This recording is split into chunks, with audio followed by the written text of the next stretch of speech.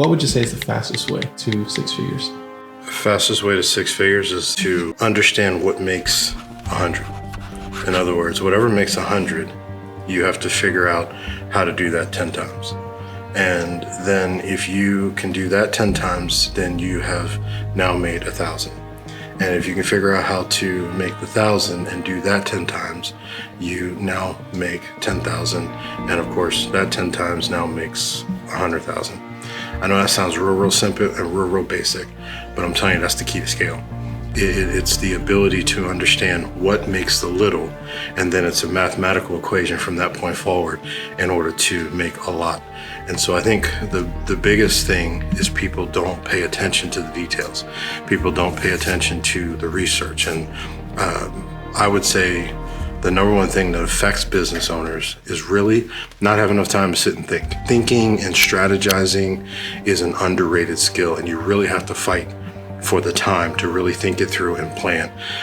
I think that's the number one reason why people can't get six figures and beyond. It's easier to go from 100,000 to, multiples of 100,000 than it is to go from 0 to 100,000, because there's certain things you have to learn and get down that once you get it, then you just start multiplying and you start to see scale happen. One of the things I've learned is there is barriers. In other words, the first 125 is hard. And then from that point, it's 250, then it's 500, and then it's $1 million. Those are the barriers. And every stage of growth financially, you have to change. And I think people think, is it luck? Is it going viral? No, it is. You have to make a conscious decision that at every level of your organization, to hit the 60, to hit the 125, to hit the 250, to hit the 500, to hit the $1 million, you have to change. Because how you run a business that's $1 million business is very different than how you run a business that makes 100K. And so there are growth things that have to happen within you. There are changes you've got to make to become the person who can run $1 million, who can run a $100,000 company, who can run, a $500,000 company. I mean, it just depends on you as a person and what are you willing to invest in yourself. One of the things I've learned is if I want to make, let's say, $200,000 a year, then I better invest 10% into my own growth and spend $20,000 on my personal development, on things that are going to cause me to grow into the next level. And I'm telling you, one of the areas that people cut is they cut their own investment into themselves. And there's no greater investment. There's a statistic out there that says 33% of your investment is a return on yourself. In other words, for every dollar you spend, you get 33% return if you invest in yourself. There's no stock, there's no real estate, there is no fund that can bring you a 33% return.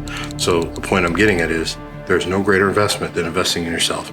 And if you want to come out from beyond where you currently are, then you're going to have to make that investment into you. Would you say it's best to emulate someone's greatest success or emulate what they did to get there? I think emulation is really difficult because you got to watch, you got to be careful who you emulate. I think the greater thing is to learn to avoid their failures. Because how you get there is going to be idiosyncratic to you. In other words, a lot of things that you do, there are certain business principles, there are certain characteristics that you have to have, and I think you should emulate those.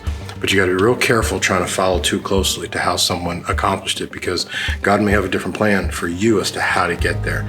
And so I think the better thing to do is to learn from their failures, learn from their mistakes, and avoid those so you can get ahead faster. Look at their lessons that they've learned, and that's more so how they've taken failure and turned it into a win, because that's the thing you need to know. You need to know the principle behind it and not so much the actual way that they did it.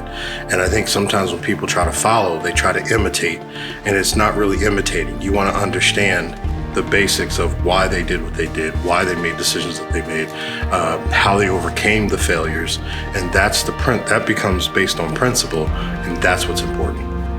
So it's what not to do. What not to do, absolutely.